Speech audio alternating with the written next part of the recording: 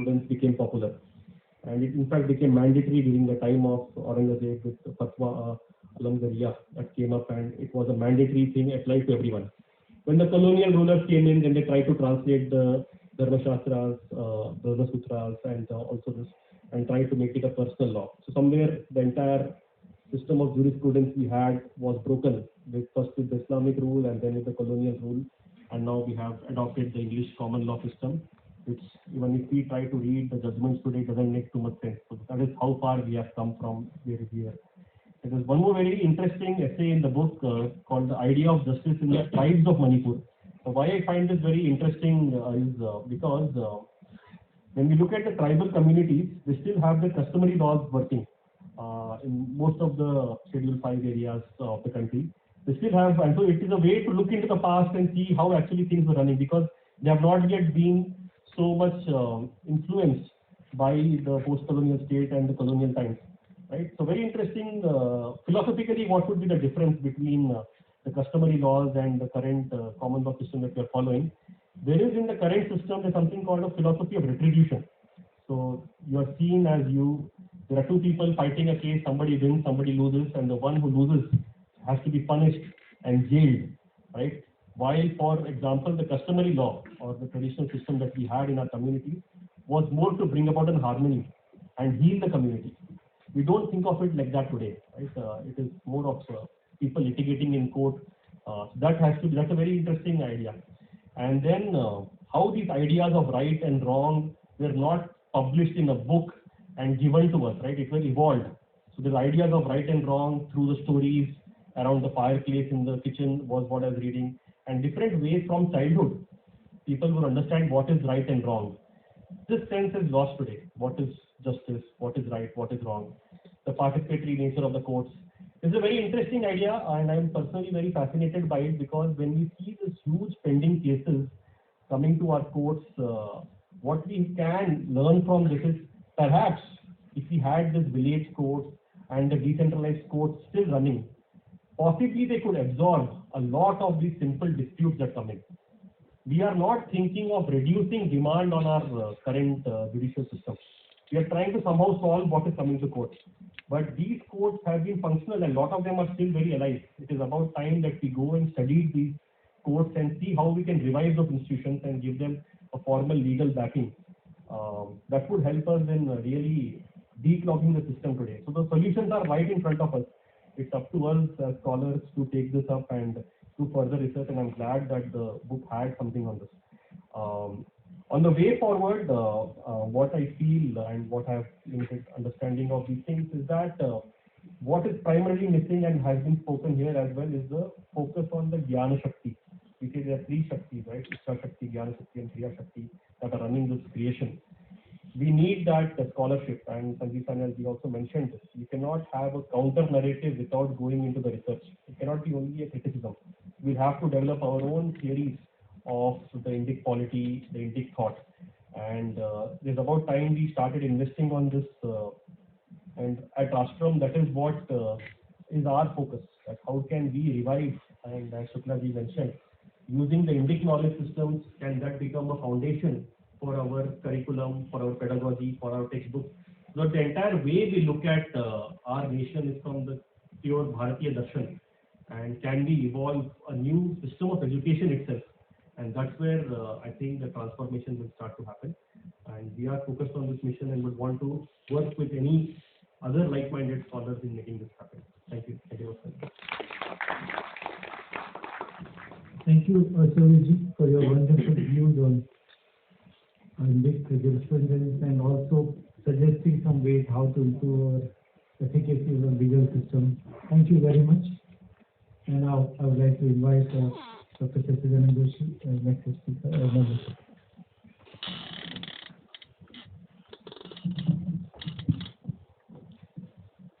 इस सभा के माननीय अध्यक्ष इंदिरा गांधी राष्ट्रीय कला केंद्र के अध्यक्ष श्री राम बहादुर राय जी, पुस्तक के लेखक professor Himanshu Rai ji, professor Santosh ji, professor शोभित जी, प्रोफेसर रमेश गौर जी, और इस सभागार में उपस्थित सभी सम्मानित देवियों सज्जनों।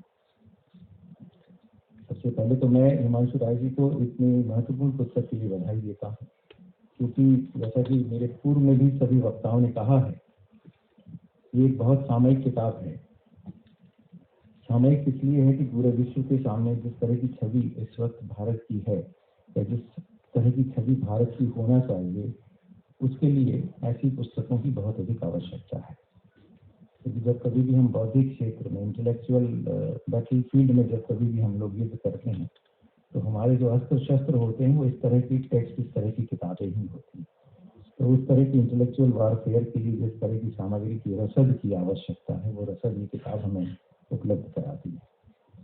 बहुत सारी बातें चूंकि इसमें कही गई हैं, इसलिए उन बातों की पुनरावृत्ति न होते हुए मैं 2-3 विषयों को आपके सामने रखना चाहता हूँ। इस किताब में बहुत सुंदर चैप्टर है जिसका नाम है इंडिक इस्लाम, जो हिमांशु राय जी ने खुद ने लिखा है। मुझे आश्चर्य हुआ कि अभी तक मेरे पूर्ववर्ती वक्ताओं ने उस पर बिल्कुल भी चर्चा नहीं की, और हमारी कहीं न कहीं परेशानी ये है कि हम उस पर चर्चा नहीं करते। इसमें अल-बरूनी का उल्लेख है, और अल-बरूनी की उस टेक्स्ट का उल्लेख है जो सन 10,047 या कुछ में लिखी गई है। और कोई संयोग है, मैं उस विद्वान का नाम नहीं बता रहा हूँ क्योंकि उन्होंने मुझे कहा है कि अभी कुछ दिनों तक रुक जाइए, मैं कुछ रहस्य उद्घाटन करूँगा। जो अल-बरूनी का जो टेक्स्ट है, जो अक्सर हमारे यहाँ पर रेफर किया जा रहा है, मुझे बताया गया है कि वो टेक्स्ट भी डिस्टॉर्टेड है, और उस टेक्स्ट में से वो सारे अंश हटा दिए गए हैं, कहते हुए कि we want to avoid repetition, that is why we deleted those text. तो वो रिपीटेशंस नहीं है, वो बहुत डेलिब्रेट ओमिशंस हैं जिसको देखने समझने की आवश्यकता है। अगर आप उन सारे टेक्स्ट को देखेंगे तो शायद आपको नालंदा की उन पुस्तकालयों के पीछे, उन पुस्तकालयों को जलाने के पीछे की पृष्ठभूमि भी नजर आएगी। बहुत सारी बातों का रहस्य उद्घाटन मैं इसलिए नहीं कर रहा हूँ क्योंकि वो किसी और की प्रोप्राइटरी है, वो करेंगे जब करेंगे। मैं क्या कह रहा हूँ, मैंने उनको भी वो विषय इसलिए कहा था और मैं यहाँ भी कहना चाह रहा हूँ। आज़ादी के 75 साल बाद भी अगर हम इस तरह के विषयों को कैमोफ्लेज करके किसी तरह के आवरण में रख के अभी चर्चा करना चाहते हैं तो शायद हम बहुत बड़ी गलती कर रहे हैं। क्योंकि ये जो पूरा का पूरा कॉलोनियल कंस्ट्रक्ट था, इस कॉलोनियल कंस्ट्रक्ट में हमारे देश की उन तमाम खूबियों को कहीं न कहीं बुराइयां बताकर बार बार हमारे अंदर न्यूनता बोध डालते हुए हमें इसकी बात जानकारी दी। उदाहरण के लिए जाति प्रथा, उदाहरण के लिए स्त्रियों की बात, स्त्रियों के सम्मान की बात, उदाहरण के लिए हमारी अपनी राज्य व्यवस्था की बात। ये कहा जाना कि आपको राज्य करना नहीं आता, और वैदिक परंपरा में अभी मैं फिर से रिसाइट करने की कोशिश कर रहा था। हम रोज पढ़ते हैं मंत्र पुष्पांजलि, पूजा के समापन में पढ़ते हैं मंत्र पुष्पांजलि। ओम स्वस्ति साम्राज्यम भोजम सहराज्यम वैराग्यम पारमेष्ठम राज्यम महाराजमादि समंत पर्यंत ईशा पारमेष्ठम। क्या है ये सब? एक अच्छे राज्य की अवधारणा है, और उस राज्य की कल्पना के लिए हम उन स्त्रोतों का, उन मंत्रों का पाठ करते हैं। ये कम से कम 3 से 4,000 5,000 वर्ष पुराने मंत्र हैं। पृथ्वी समुद्र पर्यंत यहाँ एक रात है, पृथ्वी से समुद्र तक एक राष्ट्र की अवधारणा के बारे में मंत्र पुष्पांजलि में चर्चा होती है। इन मंत्रों की जब उद्घोष की बात करते हैं, हम लोग रोज निरंतर उन मंत्रों की बात करते हैं, पाठ करते हैं। दुर्भाग्य इस बात का है कि उसके अर्थ को समझे बगैर हम करते हैं। तो अगर हम उनके अर्थ को समझेंगे तो हमें समझ में आ जाएगी कि हमारे देश की व्यवस्था, समाज की व्यवस्था, राज्य की व्यवस्था, राजतंत्र की व्यवस्था, नीति की व्यवस्था, इन सब के बारे में हमारे पास बहुत शाश्वत ग्रंथ उपलब्ध है। इंदिरा गांधी राष्ट्रीय कला केंद्र की जब अवधारणा हुई थी तब ये कहा गया था कि हम लोग यहाँ पर कला मूल्य शास्त्र नाम की एक श्रृंखला प्रारंभ करेंगे, जिसमें हम हमारे उन सभी मौलिक ग्रंथों के ऊपर काम करना प्रारंभ करेंगे। 108 ग्रंथों की परिकल्पना थी, उसमें से लगभग 50 ग्रंथों पर काम हो चुका है। लेकिन चूंकि ये सभी ग्रंथ इतने बड़े, विशाल और इतने गूढ़ हैं कि कई बार ऐसा लगता है कि जो सामान्य विद्यार्थी, जो किसी और विषय का शोधार्थी है, शायद उसको उसमें रुचि न आए। इसलिए अभी हम तो एक उपक्रम कर रहे हैं कि जो हमारी जो कला मूल्य शास्त्र के जो ग्रंथ हैं उसको छोटे एब्रिज्ड वर्जन में उसका सारा तत्व निकाल के 150 से 200 पृष्ठों की एक ऐसी छोटी पुस्तक आपके लिए प्रस्तुत की जाए जिससे अन्य विषय के विद्वान भी उसे पढ़ सकें। इसके साथ ही हम कला मूल्य शास्त्र की एक व्याख्यान श्रृंखला भी प्रारंभ कर रहे हैं। इसका पहला व्याख्यान आदरणीय गुरुजी संतोष जी ने दिया था काणोशतपथ ब्राह्मण पर, और वो अब जो व्याख्यान श्रृंखला है उसका उद्देश्य यही है कि हर 15 दिन में हम एक ऐसे ग्रंथ पर चर्चा करें ताकि जो जो सामान्य विद्यार्थी जो किसी और विषय के विशेषज्ञ हैं उनको उसकी जानकारी मिल सके। इसके साथ ही एक महत्वपूर्ण काम जो हमारी मैन्युस्क्रिप्ट्स में हो रहा है, नेशनल मैन्युस्क्रिप्ट मिशन में ऐसे महत्वपूर्ण ग्रंथों पर काम हो रहा है। पिछले कुछ दिनों में एक बहुत महत्वपूर्ण काम हुआ, चेंगलपेट की जो मैन्युस्क्रिप्ट्स हैं जिसमें चेंगलपेट के गजट के डॉक्यूमेंट्स हैं, ये 17वीं शताब्दी और 18वीं शताब्दी के एक तरह से वो जो पत्र भी है वो पेपर जो पत्ता भी है वो बहुत ब्रिटल पत्ता है, उसके बावजूद उस पर एक व्यय साध्य काम, कष्ट साध्य काम हुआ है। और चेंगलपेट की मैन्युस्क्रिप्ट्स में क्या क्या दस्तावेज हैं, इस तरह से वो रेवेन्यू डॉक्यूमेंट है। वो सिर्फ ये बताने की गरज से अध्ययन किया गया है कि उस वक्त भी हमारे गांव की व्यवस्था में कितनी सुव्यवस्थित ढंग से उसका डॉक्यूमेंटेशन होता था, वो आपके सामने आ जाए, ताकि कोई आपको ये न कह सके कि आपको राजकाज करना नहीं आता। जहाँ तक भारत की सीमा का प्रश्न है, बहुत सारे विद्वान बैठे हैं, इसलिए ये कहना उनके सामने कुछ बताना ठीक नहीं, लेकिन विष्णु पुराण में कहा गया है उत्तरम में समुद्रस्य हिमाद्रस्य दक्षिणम वर्षम पर्यत भारत भारतीय नाम संतति। तो ये तो 3000 साल पहले आपकी ज्योग्राफिकल बाउंड्रीज किसी ने बता दी थी। तो अगर अंग्रेज कहें कि भारत को हमने भारत बनाया है, इंडिया को हमने इंडिया बनाया, तो ये तो उनका सिर्फ एक मूर्खतापूर्ण भ्रम हो सकता है। और ये मूर्खतापूर्ण भ्रम क्यों है, उसके लिए बहुत सुंदर इसमें जो आर्टिकल है पीछे वाला, डीकंस्ट्रक्टिंग द कोलोनियल, इस पर हमें बहुत अधिक काम करना है। हम सबको डीकोलोनाइजेशन पर बहुत काम करना है। और डीकोलोनाइजेशन को आप अंग्रेजों की गुलामी के 90 साल से मत जोड़िए, उस 90 में ये 75 भी जोड़िए, क्योंकि हमने इन 75 सालों में भी 4, 5, 6 साल छोड़ दिए हैं, तो ज्यादातर समय हमारी उस कॉलोनियल लेगेसी को ही एक तरह से पुष्पित पल्लवित करने का काम किया है। हमने कभी उसको सीधे सीधे जाकर टकरा कर उसे ध्वस्त करने का काम नहीं किया। और इसीलिए हम हमेशा एक तरह से इसको बुरा लग जाएगा, उसको हर्ट हो जाएगा, ऐसा मत कहो, वैसा मत कहो, वो चाहे जैसे हमें गरियाते रहें, वो चाहे जैसे हमें गुटियाते रहें, वो चाहे जैसे हमारी सारी ग्रंथों की मान्यताओं को ध्वस्त करते रहें, हमें उनकी भावनाओं का ख्याल रखना है। और इन भावनाओं को कहीं न कहीं बहलाते पुचकारते हमने इन पिछले 70 सालों में अपना बहुत अधिक नुकसान कर लिया। एक ऐसा प्रसंग आया जब यूनिवर्सिटी ग्रांट कमीशन ने मुझे जो हिस्ट्री का करिकुलम है, बीए का LOCF learning outcome curriculum framework, उस करिकुलम की समिति का अध्यक्ष बना दिया। और हमने उसमें बहुत सारे सुधार किए हैं। सुधार कहना भी नहीं हुआ, हमने उसमें बहुत सारे सुझाव दिए थे। उसमें पहला सुझाव ये था कि हिस्ट्री अगर बच्चा पढ़ने आ रहा है तो उसे भारत के बारे में मालूम होना चाहिए, और इसलिए हमने उसका पहला प्रश्न पत्र रखा idea of Bharat, idea of India नहीं, आइडिया ऑफ भारत। क्योंकि हम उसको वो 5000 साल का भारत, 10,000 साल का भारत, 15,000 साल का भारत बताना चाहते थे। 1947 में पैदा हुआ इंडिया नहीं बताना चाहते थे। ऐसे ही जो बात हुई थी कि सरस्वती सिंधु सिविलाइजेशन, हमने उसमें चैप्टर रखा कि आप सरस्वती सिंधु से आप हड़प्पा क्यों बताते हैं, हम कहें कि हम सरस्वती सिंधु सिविलाइजेशन की बात करते हैं। तो ऐसे बहुत सारे जो सुझाव थे जो वर्षों से कहीं न कहीं हम सबके मन में खटबदा रहे थे, लेकिन हमें उसकी अभिव्यक्ति प्राप्त नहीं हो रही थी। हमने कोशिश की कि वो सारी चीजें इतिहास के पाठ्यक्रम में जमा हो जाए, चली जाए। यहाँ तक कि 1857 के गदर को गदर कहना, बगावत कहना, विद्रोह कहना, पर स्वतंत्रता संग्राम कहने की हिम्मत न करना, यहाँ तक की बात थी। हमने 1857 को स्वतंत्रता, भारत का पहला स्वतंत्रता संग्राम कहा। बाकायदा वीर सावरकर की किताब को उसमें सजेस्टेड रीडिंग्स में रख दिया। जिनको मिर्ची लगना थी उनको लगी, और बहुत लगी।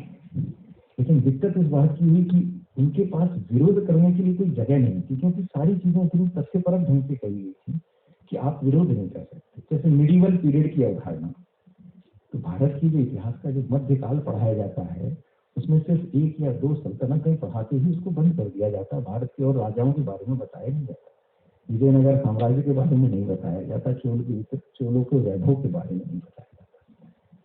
ये सब चीजें मैं आपके सामने क्यों कह रहा हूँ, मैं सिर्फ इसलिए कह रहा हूँ कि अब वो समय आ गया है कि हम लोग बातों को स्पष्टता के साथ रखने की कोशिश करें। ये बहुत सुंदर संकलन है जिसको political thought in Indic civilization कहा गया है। और मैं समझता हूँ कि ये एक बहुत बड़े विचार यज्ञ की शुरुआत है। इसके आगे हमें जाना होगा। हमें पॉलिटिकल साइंस के उस नैरेटिव को बदलना होगा जो पॉलिटिकल साइंस का नैरेटिव वर्षों से हमारे पाठ्यक्रमों में पढ़ाया जा रहा है।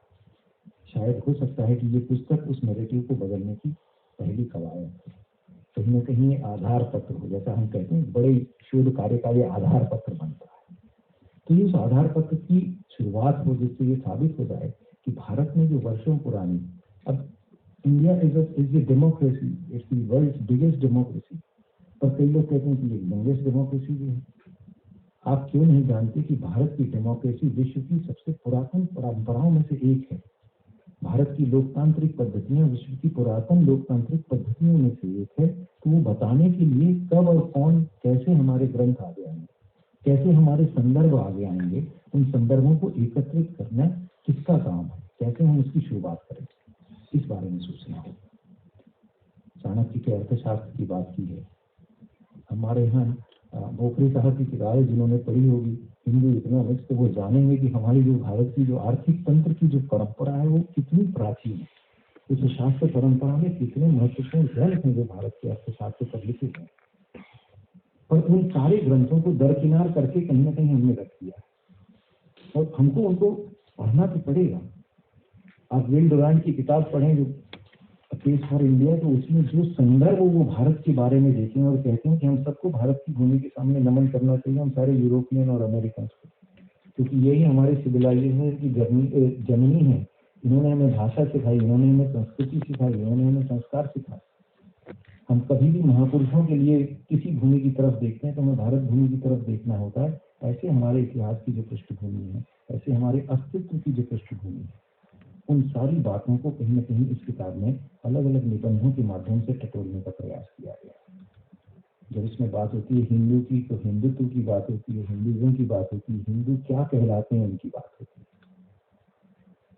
और इसलिए इस भ्रम को भी कि हिंदू बोलने से कहीं हम कोई बहुत डेरोगेटिव शब्द का इस्तेमाल तो नहीं कर रहे। लोग डर जाते हैं, हिंदू बोलने से भी शब्द को डर जाते हैं। हमने ऐसा सिस्टम 75 साल में पैदा कर दिया। तो ऐसा क्या है जो हमारे अंदर उस न्यूनता बोध को हमसे निकाल नहीं पा रहा है। तो हमें उस कॉलोनियल कंस्ट्रक्ट से निकलना होगा, और कॉलोनियल कंस्ट्रक्ट से निकलने के लिए ऐसे ग्रंथ हमें मदद करेंगे, लेकिन उससे भी ज्यादा मदद करेंगे हमारे अपने गुरुजन और हमारा अपना आत्मविश्वास, हमारी अपनी शास्त्र परंपरा। मुझे उम्मीद है कि हम अपनी शास्त्र परंपरा की ओर लौटने का प्रयास करेंगे। जितने ज्यादा से ज्यादा ग्रंथों का संदर्भ हमें प्राप्त होता है, उतने ज्यादा से ज्यादा ग्रंथों का संदर्भ अगर हम इकट्ठा करें तो हमें कहीं भी किसी भी क्षण किसी भी प्लेटफॉर्म पर न्यूनता बोध का सामना नहीं करना पड़ेगा। कम से कम इतना विश्वास हमारे पूर्वजों ने हमें दिलाया है, इसको सिर्फ एक बार अपने आप के अंदर आश्वस्ति करना है। मैं बहुत बधाई देता हूँ प्रोफेसर हिमांशु राय जी को कि उन्होंने बहुत महत्वपूर्ण काम किया है, लेकिन वे इससे भी कहीं अधिक बड़े ग्रंथ के लिए बने हैं, ऐसा मुझे लगता है।